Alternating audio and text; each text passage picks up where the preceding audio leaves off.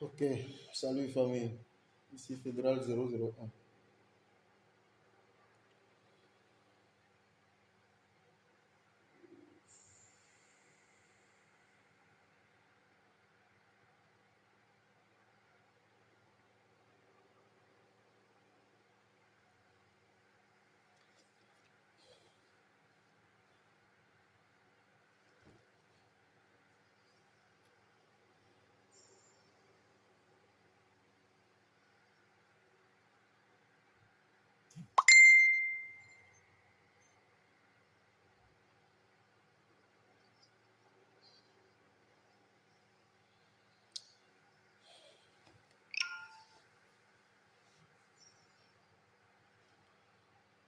Partagez, chers amis. Soyez salués, partagez, soyez salués.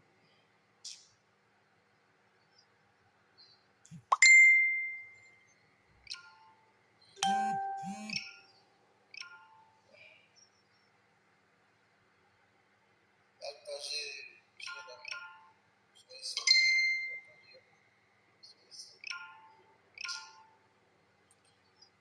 partagez au maximum. On va vous expliquer tout le film de, de l'humiliation qu'Alassane Draman Ouattara est en train de faire subir à la Côte d'Ivoire. Je vais vous expliquer tout le film de l'humiliation. Donc, partagez au maximum. Voilà.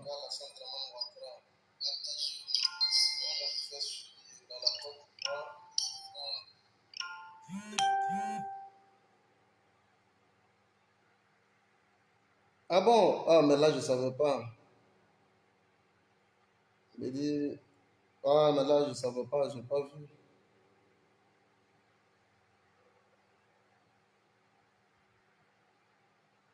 Ah là là, mais là, je ne savais pas. La Lyon, la guêpe et la Nord sont en ligne actuellement fédérale. Oh là là. Oh, mais là, je ne savais pas. Oh là là.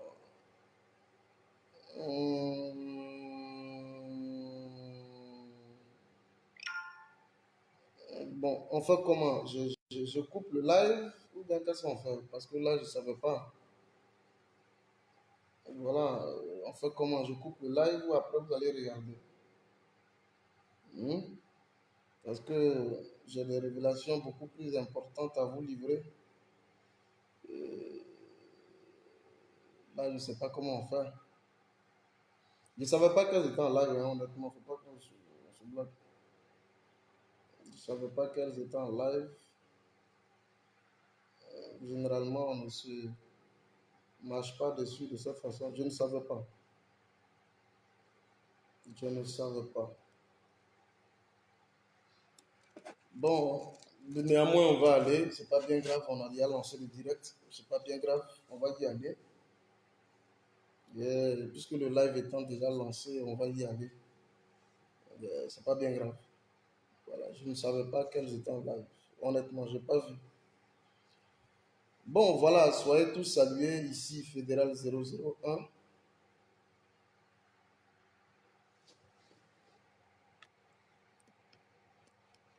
Ça va, vous m'entendez?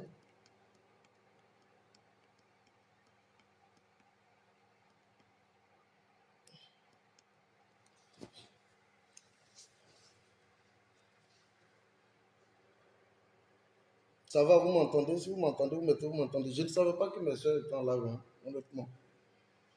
Donc, on va échanger un peu. Euh, suite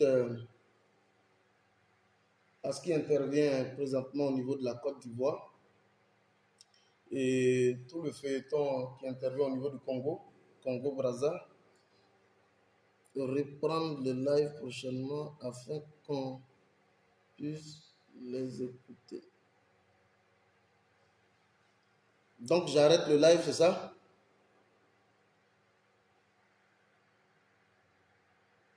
Hein? Si vous voulez que j'arrête le live, vous me dites. Hein? Si vous voulez que j'arrête, écrivez arrête ou stop. Et puis j'arrête. Là, on se revoit pour une prochaine fois. Parce que j'ai d'importantes révélations à faire. Donc, si vous voulez qu'on arrête, vous me dites on arrête, puisque il y a Nina la Lyon, il y a la Guêpe, et il y a Eleanor Kwame qui sont à la fois en live. Je ne savais pas. Voilà. Donc, si vous voulez qu'on arrête, vous me dites, et puis on va arrêter. Écrivez vite, s'il vous plaît. Là, ça pourra me situer. Voilà. Ou alors, si vous voulez que je poursuive et que les gens aient la possibilité de revoir ça après, ça va dépendre de vous. Mais au moins, partagez au maximum la vidéo. Laissez-moi que je vois les partages. Partagez au maximum. Et puis, bon, voilà.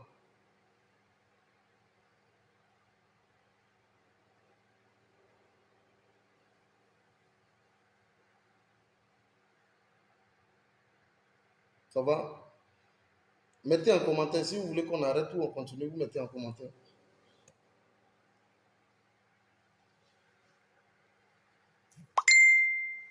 Il y a un qui dit, Henri Joël Yao qui dit non, continue frère. Ok, on va continuer, c'est pas bien grave. Il y a des moments où ça arrive. Hein. Je ne savais pas, il y a des moments où ça arrive. Donc, je pense que les gens auront donc la possibilité de nous suivre en différé, c'est pas bien grave. Voilà, merci infiniment. Ok, écrivez marche, merci, merci infiniment. Alors, ici, Fédéral 001. Je suis donc activiste communicant pro Côte d'Ivoire, panafricaniste par extension, et donc membre de Génération et Peuple Solidaire. Alors, par devoir donc de solidarité de la lutte africaine, nous sommes présentement à fond avec la situation au niveau du Mali. J'ai donc deux éléments qui vont donc meubler tout le contenu de ma communication, à savoir l'épisode avec Pulchéry Balé et puis tout le feuilleton qu'on nous offre aujourd'hui au niveau du Congo-Brazza avec toute la débâcle aujourd'hui qu'a connu la Côte d'Ivoire et toute la grande forme d'humiliation qu'est en train de connaître aujourd'hui la Côte d'Ivoire et tout le réveil qu'est en train de connaître la Côte d'Ivoire par rapport donc à un feuilleton qui oppose l'État de Côte d'Ivoire et visiblement un opérateur économique ivoiro et pardon malien, congolais et à la fois français, donc franco-malien et congolais. Voilà, monsieur Diawara Ouma, voilà, monsieur Diawara Ouma. Donc ici, on va le prendre comme un malien. Avant de commencer cet épisode, je vais simplement, je ne vais pas donner le nom de ce parent, mais c'est un opérateur économique. Il est dans le bâtiment, il est en Côte d'Ivoire. Il a même passé un marché avec le maire de Gagnoa, qui se connaît très bien. Nous étions pratiquement autour de 2018-2019 par là. Plus de 5 millions, parce que dans le cadre des passations de marché, on demande à ce que les opérateurs économiques eux-mêmes puissent préfinancer l'activité. Et lorsqu'il y a un recouvrement qui est fait, on donne la possibilité aux opérateurs économiques, à partir donc de l'acquisition de marché, de pouvoir rentrer dans leurs fonds. Et donc c'est comme ça le maire, il a pris le gars. MRDR, s'il vous plaît. MRDR. Et le gars, il préfinance l'activité. Alors il réalise les travaux. Maintenant, après, il est question pour lui de pouvoir rentrer dans ses fonds. Le maire le prend, il le dépose ici depuis 2018-2019 jusqu'au jour d'aujourd'hui. Au point où je lui demande, il dit, mais grand frère, mais est-ce que tu n'as pas pu avoir d'autres voies de recours? Il dit, je vais faire quoi? On est en train d'échanger. Hein? Il dit, je vais faire quoi? Les gens là sont au pouvoir. Qu'est-ce que moi je peux faire? Je ne suis pas Djoula. Qu'est-ce que je peux faire? Les gens sont au pouvoir. Si je m'amuse, à la limite, ils vont faire fermer mon entreprise et je n'aurai même plus la possibilité d'avoir ne serait-ce qu'un seul marché. Est-ce que vous voyez? On est dans un état où on dit qu'il faut encourager l'entrepreneuriat. Des jeunes, des personnes se mettent donc en situation d'entrepreneuriat qui crée donc des entreprises qui embauchent certains Ivoiriens. Mais dans le cadre de l'acquisition de marchés publics ou privés, on crée donc des contorsions pour procéder à ce qu'on appelle une extorsion illicite de fonds. Ça veut dire qu'on leur vole de l'argent. La vérité, c'est ça. Et c'est légion en Côte d'Ivoire. Il y en a beaucoup qui m'ont contacté sur ce fait-là. Il y en a beaucoup. En dehors des questions d'abus de travail, en dehors des questions d'abus de travail dans les lieux de travail, mais la question sur l'extorsion des fonds aux opérateurs économiques en Côte d'Ivoire, c'est monnaie courante avec ce régime. Je dis que c'est des gangsters qui sont à la tête de la République de Côte d'Ivoire. C'est des hommes d'affaires, c'est des commerçants au pouvoir. On n'aurait dû pas permettre à ces gens-là de faire un jour la politique. Je vous le dis honnêtement. Ces gens-là, on n'aurait dû jamais leur permettre de faire la politique. Parce qu'à la vérité, c'est des commerçants. Ils voient tout en argent. Ça veut dire que la création des conditions substantielles pour l'amélioration des conditions de vie des populations, ce n'est pas ça leur affaire. La mise sur pied d'instruments techniques pour encourager, promouvoir l'entrepreneuriat en Côte d'Ivoire, ça, ce n'est pas leur affaire. C'est une politique à visage inhumain. C'est des gens qui sont venus pour s'enrichir illicitement et de partir. Parce qu'ils savent pertinemment. Je le dis ici, ils savent pertinemment qu'ils sont venus donc sur le sang des Ivoiriens. Alors, ce n'est pas des gens qui sont venus pour construire quelque chose avec les Ivoiriens. La vie des Ivoiriens ne les intéresse pas. Voilà la vérité. Et comme accidentellement, ils sont arrivés en politique, mais voilà aujourd'hui sur à quoi ils s'adonnent. Je vais revenir sur le cas de mon frère, le Malien Oumar Diawara. Tout le feuilleton qui s'est passé, je vais vous expliquer. Et je dis partagez la vidéo. Partagez la vidéo. Ceux qui vont suivre ça en replay, vous allez partager la vidéo. Je tenais donc ici à présenter mes excuses parce que je ne savais pas que mes soeurs, Eleonore Kwame, Lina La Lyon et la Guêpe, c'était en direct. Ce n'est pas bien grave. Comme vous me donnez la permission de continuer, on va échanger juste ce soir. En entendant, 20h, 19h, je vais dire. En attendant 19h. Alors, l'épisode Oumar Diawara, de quoi il s'agit au juste? L'épisode Oumar Diawara, de quoi il s'agit au juste? Oumar Diawara, effectivement, est un opérateur économique malien. Je prends la seule nationalité malienne parce que franco-congolais, tout ça, ça me fatigue un peu. Avec le nom Oumar Diawara, on sait que c'est malien. Donc, Oumar Diawara est donc un malien. Oumar Diawara décide donc de venir en Côte d'Ivoire faire un investissement important à hauteur de 1,3 milliard. Il procède donc à l'achat de terrains d'espace de plus de 100 hectares. Il passe donc par le truchement d'une dame qu'on appelle Madame Fatou, qui se charge donc de faire la transaction. Écoutez-moi très bien. Madame Fatou qui se charge donc de faire la transaction. Or, Madame Fatou en question est donc à son mari qui est l'ami intime, qui est très proche de Adama Bitogo. Je dis, ces gens-là, on n'aurait jamais dû leur permettre de faire la politique en Côte d'Ivoire. La politique n'est pas faite pour eux. Alors, la dame en question, Fatou, se charge donc de faire la transaction. Et lorsque le monsieur doit naturellement rentrer en possession de son bien, il réalise que sur 100 hectares, on ne lui donne même pas la moitié de l'espace qu'il doit pouvoir avoir.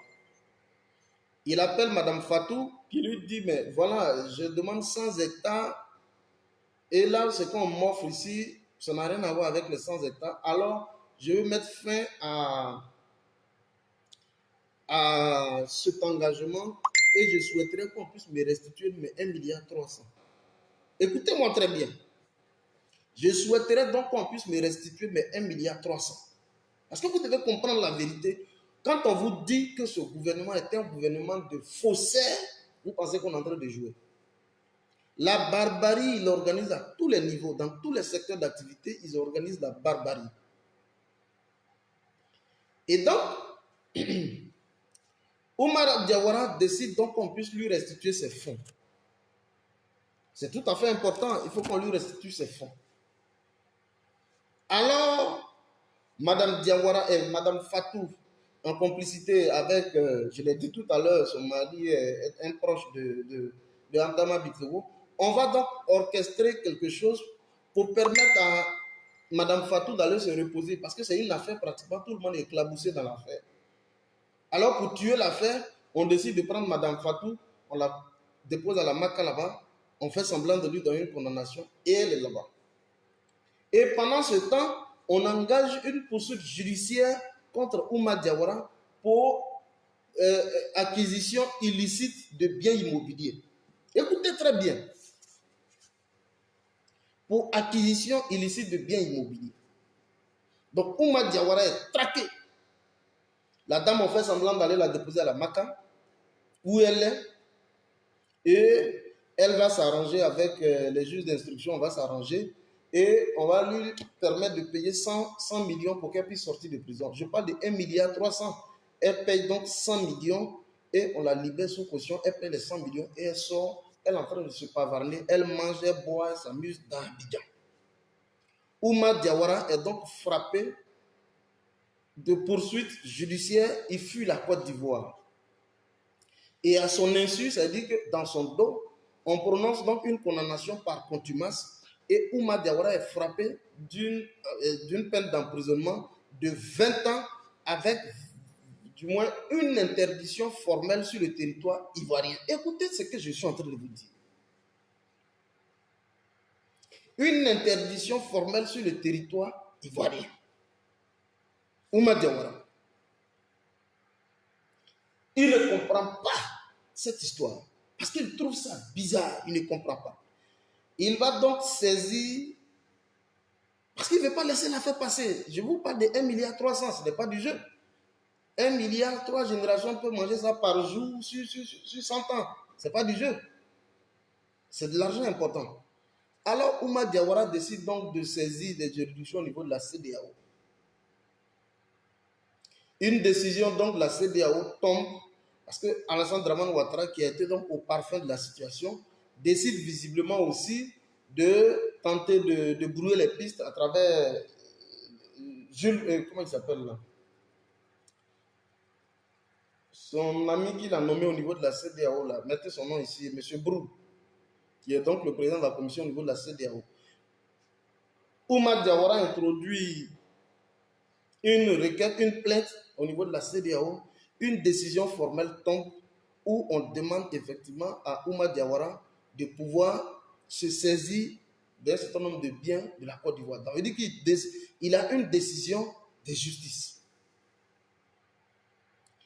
Ouma Diawara descend donc au Mali. Il dit, bon, si je dois véritablement saisir un bien de la Côte d'Ivoire, il faut que ce soit des biens ambulants. Parce que je ne peux pas aller sur le territoire. Mais je sais que la Côte d'Ivoire a la possibilité de bouger avec ses biens, donc les avions. Avec ça, j'ai la facilité de mettre la main sur un bien de la Côte d'Ivoire. Alors il arrive, Madi Kone soit salué, il arrive, Achille Baye soit salué. Il arrive donc au niveau du Mali. Il pose la situation au niveau du Mali. Lorsqu'il y a eu un premier Airbus qui est intervenu au niveau du Mali, Ouma Diawara décide donc de mettre la main sur l'avion et les autorités maliennes lui disent attention, attention, c'est vrai, on peut te donner la possibilité de mettre la main sur l'engin actuellement au niveau du Mali. Mais comme tu sais pertinemment qu'il y a une crise diplomatique entre la Côte d'Ivoire et nous, il ne faudrait pas qu'on rame sur la question des 49 mercenaires du groupe Wagner pour tenter encore de nous livrer à la vindicte populaire. Ce qu'on va faire, il faut laisser cette affaire donc au niveau du Mali. Il remonte au niveau donc de la France. À ce niveau, on tente de le tourner en bourrique parce que Macron veut préserver les relations entre lui et Alassane Dramane Ouattara, donc on tente de le distraire. Mais il a toujours la décision de justice qu'on appelle une grosse, qui lui donne donc la possibilité à lui de pouvoir faire même bas sur un bien de la Côte d'Ivoire. Alors il est là, je vous dis, il est malien, il est français et il est congolais. Donc il a 3 zones d'influence. S'il n'a pas pu prendre au niveau du Mali l'avion, il n'a pas pu intercepter parce qu'il est passé par la France, il a introduit également un recours judiciaire au niveau de la France, puisque la Côte d'Ivoire et la France sont donc liées par le Trésor français pour pouvoir garantir le taux d'échange de la monnaie, le franc CFA, donc au niveau de... comment on appelle ça? Au niveau donc de... Comment ils appellent ça? Pour garantir le taux d'échange entre le franc CFA et la France, c'est-à-dire au niveau donc de... Je vais dire d'une banque au niveau donc de la France, on lui donne la possibilité de pouvoir, il touche l'État français pour que l'État français puisse directement défalquer sur les réserves de la Côte d'Ivoire qui sont donc logées au niveau de la France. Les gens lui disent non, il faut laisser, on ne veut pas trop avoir des soucis avec le gars là. C'est vrai, on comprend ton affaire, tu as une décision de justice qui te donne donc la possibilité de pouvoir faire même base sur un bien de la Côte d'Ivoire, il faut laisser. J'ai dit qu'il a 3 zones d'influence. Il y a le Mali, il y a la France et puis il y a le Congo. Oumar Diawara ne laisse pas l'affaire tomber parce qu'il s'agit d'un montant très, très, très important. 1,3 milliard.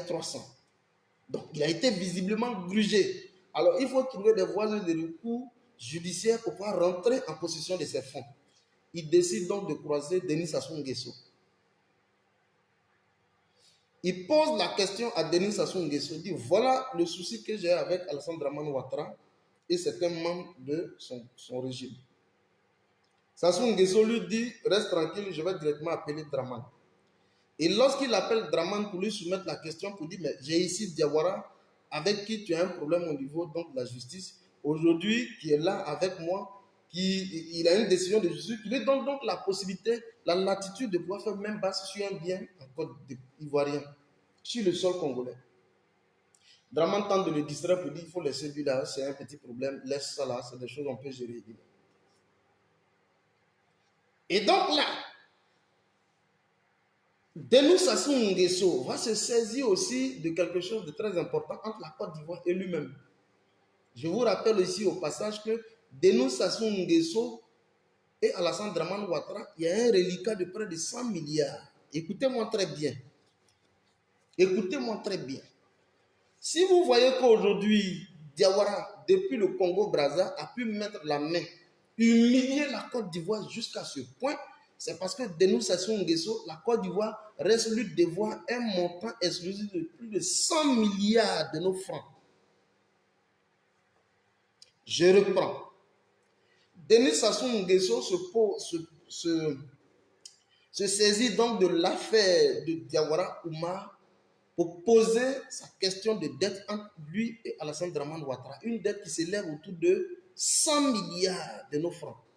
Il lui dit, bon, toi-même tu sais que toi et moi, il y a une question de dette. Tu payes ou tu ne payes pas. Bon, toi et moi, c'est des choses qu'on pourra gérer. Mais voilà l'enfant qui est là. Quand je dis l'enfant, ça veut dire c'est un enfant du Congo, je veux dire. Donc, voilà l'enfant qui est là. Il y a une dette qui est là actuellement où vous devez lui payer près de 1,3 milliard. Vous dites quoi? Il veut ruser tant avec Diawara, il veut ruser avec la décision de justice, il veut aussi ruser avec Denis Sassou Nguesso. Voilà comment Denis Sassou Nguesso va donner la latitude à, comment il s'appelle, à Diawara, de faire donc même basse. Depuis hier, il a fait même basse sur les bus ivoiriens depuis le Congo. Humiliation. Humiliation. Vous ne pouvez pas comprendre. Une humiliation. Ça veut dire que la Côte d'Ivoire, en plus d'être un État voyou, un État, en plus d'être un État qui ne respecte pas ses engagements au niveau diplomatique avec les pays voisins, mais voilà encore un État qui ne respecte pas ses engagements financiers vis-à-vis de certains opérateurs économiques étrangers. Ça veut dire qu'on lance à coup d'effet médiatique, on fait des communications sous fond de grande publicité pour demander donc à des investisseurs de venir en Côte d'Ivoire, de venir investir. Mais au fond, c'est tout un nid de personnes qui sont là pour gruger à la vérité les opérateurs économiques. On fait même base sur l'Airbus de la Côte d'Ivoire, de Air Côte d'Ivoire, qui est couché actuellement. où Draman et lui, tout son régime sont donc sommés de payer non seulement les 1,3 million, mais les frais à titre de dommages et intérêts payables directement à M. Ouma Diawara. Chers amis, ça dit que c'est un camouflet, c'est l'une des plus grosses humiliations, les plus pires humiliations que nous sommes en train de subir visiblement sous ce régime. Et ça, on ne peut pas cacher, il faut qu'on vous le dise. Henriette Torin, soit salué. Et ça, il faut qu'on vous le dise. Celui qui vous cache cette vérité, il ne vous aime pas. Il faut qu'on vous le dise dans les moindres détails. Venez quitter en Europe, venez investir. Quand vous allez venir investir, non, je vais acheter un hôtel. Quand vous finissez, on va vous falsifier les documents. Au niveau du ministère de la construction du logement, on va vous falsifier les documents. Surtout quand on sait que c'est un important montant que vous avez investi, on va vous falsifier les documents et demain on vous pourchasse pour acquisition illicite, illégale de biens immobiliers. Et on vous traque. Voilà le cas de Diawara. Voilà comment le feuilleton de Diawara s'est passé. Donc ça, c'était le premier niveau d'information d'abord que je tenais à vous donner tout personnellement. Parce que maîtrisant l'affaire, je tenais personnellement à vous donner ce premier niveau d'information. Et puis revenir brièvement sur le cas de notre sœur Pulchérie Edith Balé. Parce qu'il y a des accusations fantaisistes, fallacieuses qui sont donc faites suite donc à la visite de Pulchérie Edith Balé au niveau du Mali. Vous avez donc suivi l'intervention de Pulchérie Edith Balé suite donc à son arrestation. Suite donc à son arrestation, de son retour de Bamako, vous avez suivi. À la vérité, comme elle l'a dit, elle était allée pour rencontrer certains leaders de la société civile, dont M. Mokhtar. M. Mokhtar, quelque chose, comment il s'appelle? Mokhtar. Son nom va me revenir tout à l'heure, mais c'est le Mokhtar que je retiens. Membre de la coordination soroïste au niveau du Mali et qui est également président de l'union d'un mouvement qu'on appelle Unis pour le Mali, UPM, qui est un grand acteur de la société civile, qui est aussi membre de la grande organisation de Yerewolo sur les remparts, qui est également très proche de Ben le Cerveau. Et donc, Pulchérie Edith Balé, sous invitation express de ces grands leaders de la société civile au niveau du Mali, décide donc, là où Alassane Dramane Ouattara et lui et tout son groupe n'ont pas pu engager une médiation véritable sur le sol malien, parce que je l'ai dit, vous savez comment Alassane aurait pu traiter cette situation au niveau du Mali? C'est très très simple, je vais vous montrer la recette. La meilleure façon pour Dramane Alassane Ouattara de traiter ce problème-là, pour ne même pas qu'on en arrive là, vous savez comment il devait faire? Il devait réunir rapidement un conseil des ministres pour incriminer, pour accuser son ministre des Affaires et son ministre de la Défense, Téné Birahima, le démettre de ses fonctions pour incapacité de gestion de cette crise-là, pour son incapacité à pouvoir gérer cette crise. Il devait donc le démettre de ses fonctions et donner donc l'impression que lui, il n'est pas au courant de la situation. Je reprends. Alassane Dramane Ouattara, si c'était un fin stratège, si Alassane Dramane Ouattara était un fin stratège, il aurait pu simplement faire semblant de ne pas maîtriser la situation, se mettre en retrait, accuser Téné Birahima, le fait passer pour un incompétent, et à l'issue d'un conseil des ministres, on procède donc à une radiation. Dans tous les cas, quand on le radie, c'est pour le ramener quelque part. Quelqu'un qui était ministre des Affaires présidentielles, un portefeuille vide, creux, pompeux. Et le conseil des ministres allait se prononcer sur la question de la radiation du ministre de la Défense pour son incapacité à pouvoir juguler cette crise. Et lorsqu'il est démis, ça donne donc la latitude à Alassane Dramane Ouattara de dire effectivement ce qui s'est passé. Moi-même, ni de près ni de loin, je suis associé, je ne suis pas un courant Je ne suis pas au courant de quoi que ce soit. En ce moment, on pourra saisir ça pour dire effectivement, le chef de l'État lui-même, là, il n'est pas au courant de la situation. Alors celui qui est le fautif dans cette histoire, c'est Téné Birahima. Tranquille. Voilà comment on gère le truc. Nous, ce n'est pas parce qu'on n'aime pas la Côte d'Ivoire. Hein. Non, non, non, non, ne pensez pas ça. Voilà comment on aurait pu tranquillement gérer cette crise-là. Et lorsque Téné Birahima est mis devant les faits accomplis, Alassane Ouattara se lave les mains, puisque un chef, il n'est jamais traîné dans la boue. Et donc, Alassane Ouattara se lave les mains, Téné Birahima est incriminé, et puis bon, voilà, on le démet, et on trouve le moyen de pouvoir s'incruster dans le volet diplomatique, et la question, aussitôt, est résolue, sans qu'il y ait assez de bruit autour.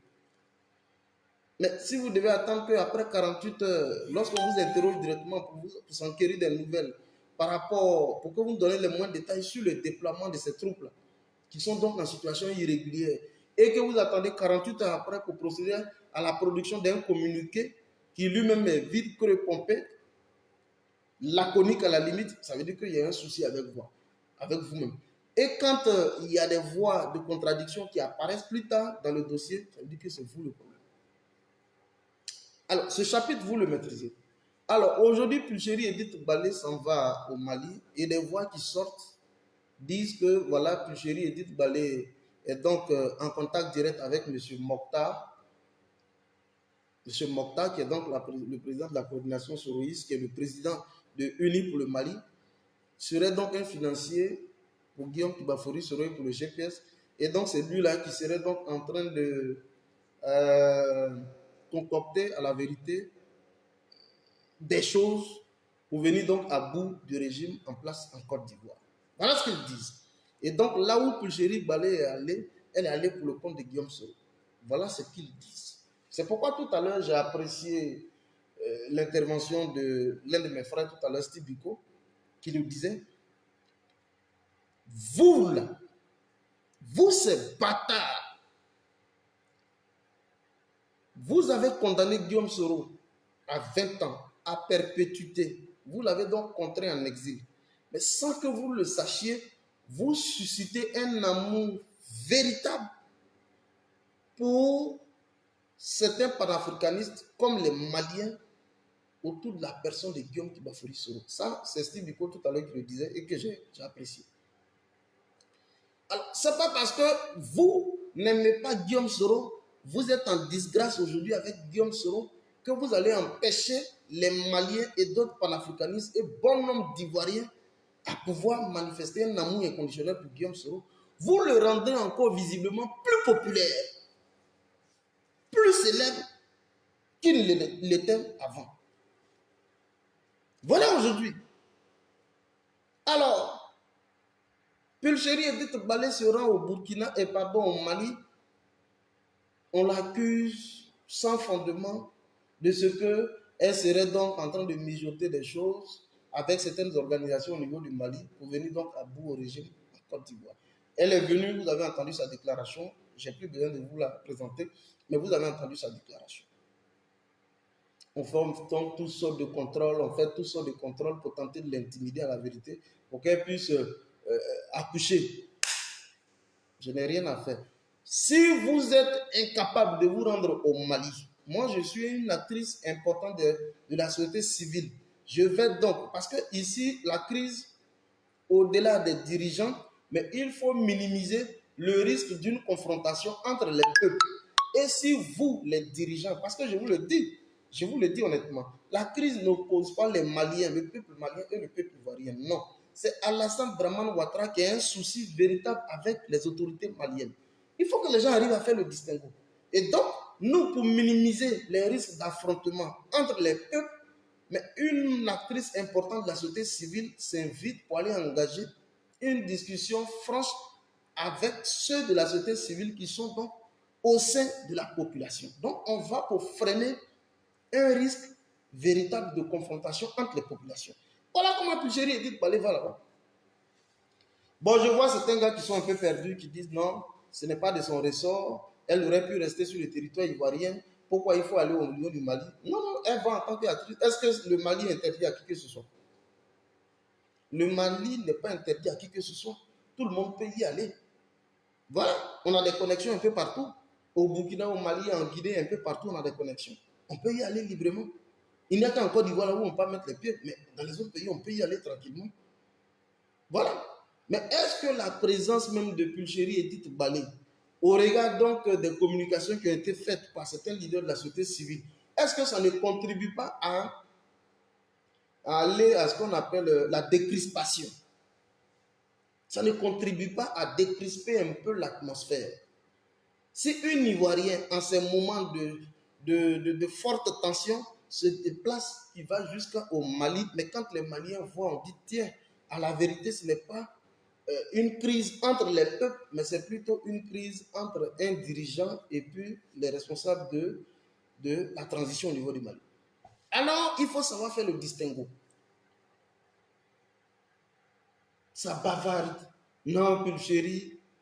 Mais je vous le dis honnêtement, hein, vous tournez, vous voulez ou vous ne voulez pas, vous avez rendu finalement Guillaume Bafori Soro très célèbre. Parce qu'aujourd'hui, les gens sont en train de comprendre. Vous ne pouvez pas attaquer. Si on veut attaquer le mal, il faut le soigner à la racine. Vous ne pouvez pas laisser la tête même de la rébellion, qui est donc Alassane Dramane Ouattara, et s'attaquer à quelqu'un qui a été instrumentalisé, qui est donc Guillaume Soro. Ça ne marchera pas.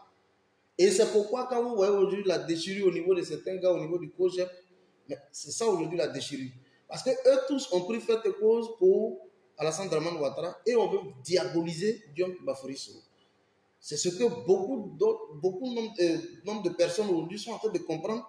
Ils ont réalisé que, à la vérité, Guillaume Bafori Soro, ce n'est pas celui à qui il faut s'attaquer visiblement et que c'est Alassane Dramane Ouattara.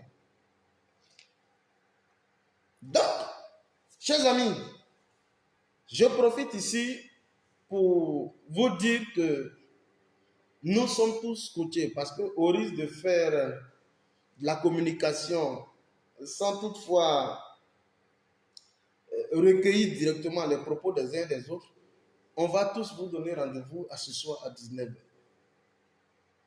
Parce que nous sommes à un tournant très décisif de la lutte où le peuple de Côte d'Ivoire doit visiblement prendre ses responsabilités. Nous sommes arrivés à ce niveau. On aura les yeux rivés sur le discours de ce soir et à partir de là, toutes les organisations de la société civile, tous les différents résistants panafricains ou autres, qui sont donc en pleine conclave, vont donc pouvoir vous porter le message de délivrance. Et je pense que tout est lié au discours de ce soir. Voilà. Tout est lié donc au discours de ce soir. Nous demandons ici à Alassane Dramane Ouattara de libérer tous les prisonniers politiques, de procéder donc au retour des exilés politiques, au retour sécurisé des exilés politiques. Et sur la question, ils sont visiblement en train de faire de la diabolisation. Pour dire quoi? Le PPACI du président Laurent Gbagbo serait donc aujourd'hui en accord avec Guillaume Soro parce qu'ils espèrent qu'une fois que Guillaume Soro étant sur le territoire, ça va donner beaucoup de tonus à certains gars qui sont déjà en faction selon eux, hein, en faction sur le territoire, parce que quand le chef est là, ça donne encore beaucoup plus de vigueur à ceux qui sont déjà sur le territoire de procéder donc à un acte insurrectionnel sous le couvert du PPACI. C'est ce que les gens sont en train de dire. Et c'est pourquoi ils s'opposent au retour de Guillaume Bafori Soro. Les autres peuvent rentrer, mais sauf Guillaume Soro. Calmez-vous, nous sommes donc tous suspendus aux lèvres de celui qui va parler ce soir. Et c'est pourquoi je n'ai pas totalement la confirmation. Peut-être que si j'ai la confirmation avant même le discours, je vais faire un post pour vous confirmer. Mais aux dernières nouvelles, il me semblerait que le président Laurent Gbagbo et le président Henri Konan Bédié sont donc suspendus à la tenue du discours de ce soir, avant même de prendre une décision par rapport à leur participation à la fête de l'indépendance, je crois, le dimanche, au niveau de Yamoussoukro. Donc, tout est synchronisé à la tenue du discours de ce soir. Alors, c'est ce message très rapidement que j'avais voulu porter à votre connaissance. Dire effectivement, vous expliquer tout le feuilleton qu'il y a eu autour de l'affaire de Ouma Diawara, qui aujourd'hui est en train de visiblement éclabousser la Côte d'Ivoire à l'échelle internationale, et que revenir brièvement sur le retour de Pulchérie Balé du Mali, hein, suite donc à son arrestation. J'étais venu également pour vous donner ce brin d'information. Merci beaucoup. On est tous rivés sur ce soir. Chacun, vous nettoyez très bien vos oreilles, vous mettez très bien du cotonnet et on est branché. On va suivre le discours de bout en bout.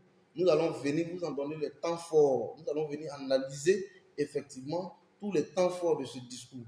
Qu'est-ce qui a donc été réalisé en termes donc d'apaisement du climat social? Quelles sont les mesures fortes qui ont donc été prises pour renouer avec donc l'élan et le renforcement de la cohésion sociale, la réconciliation et la paix véritable au niveau de la Côte d'Ivoire. Donc, merci pour ma part. Merci à vous tous qui étaient donc là. Voilà, vous avez également la possibilité de me suivre sur YouTube, c'est Fédéral 001. Toutes les vidéos que nous réalisons ici, vous aurez donc la possibilité de les voir sur YouTube, Fédéral 001. Merci beaucoup à vous. Portez-vous bien, on est ensemble. Ciao, ciao. Merci.